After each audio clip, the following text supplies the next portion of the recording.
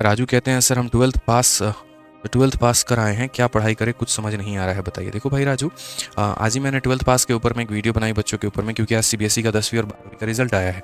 ठीक है ना। तो वीडियो में हमने एक ही बात कही कि यार आज के दिन है ना, लोग डिसाइड करते हैं चलो इतने परसेंट आ गया तो हम है ना मेडिकल करेंगे, इंजीनियरिंग करेंगे, ये करेंगे वो करेंगे। मैं हमेशा एक बात बोलता हूँ कि यार है ना, मतलब जैसे मेरे दोस्त था एक, मतलब उसका जो है नाम नहीं लूँगा मैं अभी।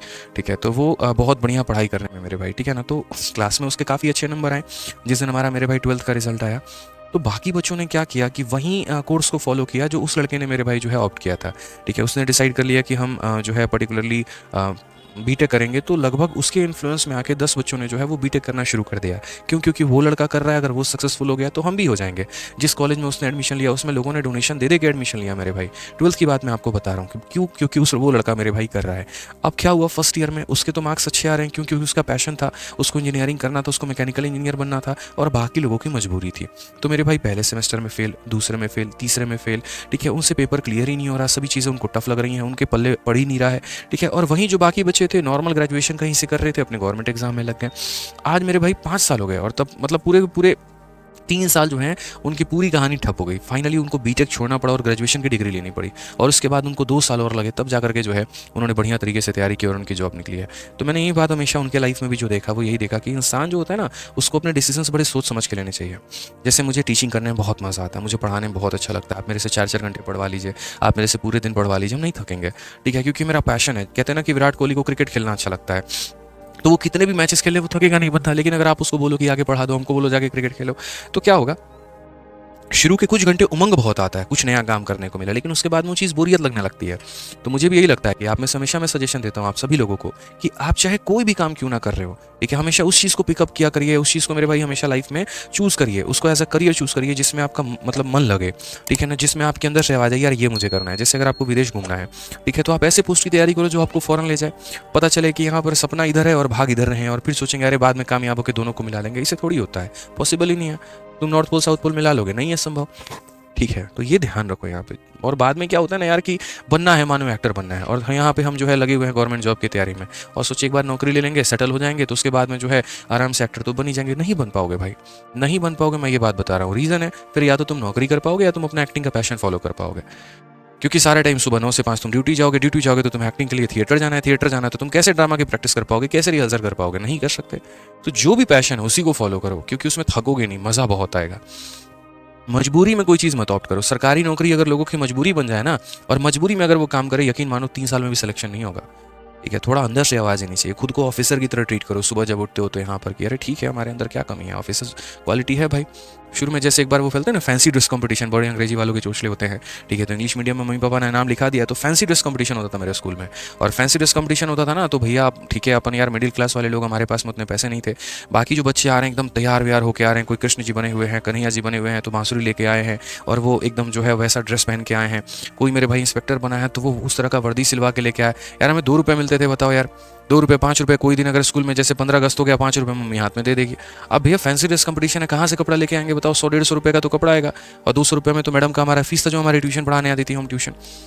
तो फैंसी ड्रेस कंपटीशन में हमारे पास कुछ नहीं था। तो जो दिवाली में हमें मिला हुआ था ना, जो दिवाली में पापा सिलवाए थे, एक फुल पैंट और शर्ट, वहीं पहन के गए। हाँ, जज्बे के साथ वहाँ बोले कि ठीक है, मैं जो है मेरा नाम आदित्य रंजन है और मैं एक सीआईडी ऑफिसर हूँ, और ये रेड वेड करके ये सारी बातें। नहीं मिला अवार्ड, क्योंकि फैंसी ड्रेस कंपटीशन का जो कंसेप्ट होता है वो ये होता है कि आपका ड्रेस फैंसी होना चाहिए। जो भी आप चूज़ कर रहे हैं, अगर आप एक सीबीआई इंस्पेक्टर या जो भी आप चूज़ करें, आप उस वर्दी में रहें, उस यूनिफॉर्म में रहें। ठीक है। तो इसी वजह से नहीं मिला। तो मैंने ज़िंदगी में बात सीखी कि यार ठीक है, कोई बात नहीं, अवार्ड मेरे लिए इंपॉर्टेंट नहीं था, बट मेरा विजन मेरे लिए बहुत ज़्यादा इंपॉर्टेंट था। मुझे अगर जाना था पुलिस लाइन में, मुझे सर्विसमैन बनना था, तो मुझे बनना था।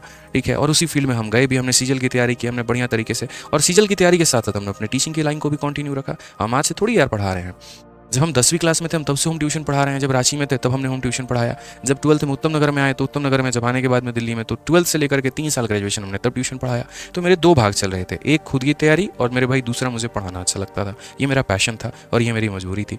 लेकिन मजबूरी कितने दिन तक कंटिन्यू कर पाए? इंस्पेक्टर बनना कितने दिन तक हो पाया? इंस्पेक्टर बने, थोड़ा सर्व किए, लेकिन जब इस फील्ड के ऊपर में भागे तो यहाँ पर इससे ज़्यादा मेरी मेहनत होने लगी।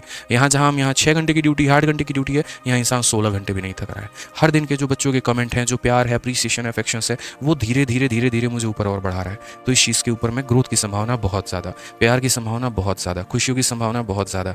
तो हमने इसको चूज़ किया एट ए टाइम पर। ठीक है, लेकिन मेरे जो फील्ड है, जो मेरा टीचिंग था, वो डायरेक्टली डिपेंडेंट था किसकी वजह से मेरे भाई, मेरे सिलेक्शन की वजह से। मैं आज आप लोगों को ही ये बात बोल दूं, अगर मैं सेलेक्ट नहीं होता तो शायद बहुत कम बच्चों का अप्रिसिएशन रहता। आज के समय लोग सोचते हैं अरे हम बढ़िया पढ़ लेंगे, बढ़िया नॉलेज हो जाएगा, टीचर बन जाएंगे। मेरे भाई आज की वास्तविकता तुम जान लो, हर बच्चा एक सेलेक्टेड बंदे से पढ़ना चाहता है, ये फैक्ट है। उसके मन में ये डाउट रहता है, जब इनका खुद ही सिलेक्शन नहीं हुआ तो हमारा क्या करवाएंगे। ये काम यूपीएससी में भी है, यही काम एसएससी में भी है, ये काम नीट जेईई हर जगह पर है। टीचर सेलेक्टेड है तो बड़ी इज्जत मिलती है, नहीं है तो उसको लोग अलग ही नज़रों से देखते हैं, तुम्हारा नहीं हुआ तो हमारा क्या कराओगे। तो हमारे केस में तो रिलेशंस थे सर, हमें यहाँ पर पहले अपने आप को साबित किया, हर पेपर में 50-50-50 ला करके, ठीक है, अपने आप को साबित किया मेरे भाई, मल्टीपल एग्जाम्स को क्रैक करके, गवर्नमेंट के बड़े बड़े एग्जाम्स को हमने तोड़ा, एक बार नहीं, दो बार, तीन बार, एक नौकरी ली, एक पोस्ट पर गए, ड्यूटी की, ठीक है, तब हम यहाँ पर उस फील्ड में आए। लेकिन आप लोग जो डिसाइड करते हो, काफ़ी सारे बच्चे सुबह से गए हैं लाइब्रेरी में, शाम तक बैठे हुए हैं कि नहीं गुरुजी कांस्टेबल की तैयारी करनी है, और कांस्टेबल निकल जाए कुछ ना गुरुजी सब इंस्पेक्टर की तैयारी करनी है, और वो मिल जाए, पता चले तुमको जो है सब इंस्पेक्टर तुम लग गए यहाँ पे और अलग जगह पोस्टिंग मिल गई, फिर तुम बोलो ना गुरुजी सीजल की करनी है, और सीजल निकल जाएगा, चेन्नई भेजेगा, बोलोगे अरे ना सब इंस्पेक्टर ज़्यादा बढ़िया था, फिर वापस आते हैं। ये ज़िंदगी इतना परप्लेक्स क्यों कर रहे हो कि बार में डिसाइड करो करना क्या है। रेलवे लेना है तो रेलवे में जाओ, एनटीपीसी में जाना है, स्टेशन मास्टर बनना है तो वो जाओ, मजबूरी क्यों बनाते हो। क्योंकि जिस काम को शुरू में ठान लोगे ना तो आए दिन मेहनत उसी दिशा में करते चले जाओगे। लेकिन अगर तुमने शुरू में नहीं ठाना और तुम मेरे भाई अपने आप के साथ में थोड़ा गद्दारी कर रहे हो तो मज़ा भी नहीं आएगा भाई तुम्हारे काम में। ऐसा लगेगा चीज़ें जो तुम पढ़ रहे हो ऊपर ऊपर जा रही हैं, जीएस के फैक्ट में तुमको मज़ा नहीं आएगा, वोकैबुलरी आज भाई याद करोगे कल भूल जाओगे, क्योंकि इंटरेस्ट नहीं है ना। अब छोटी छोटी चीज़ें यार फोकस नहीं करोगे तो कैसे काम चलेगा।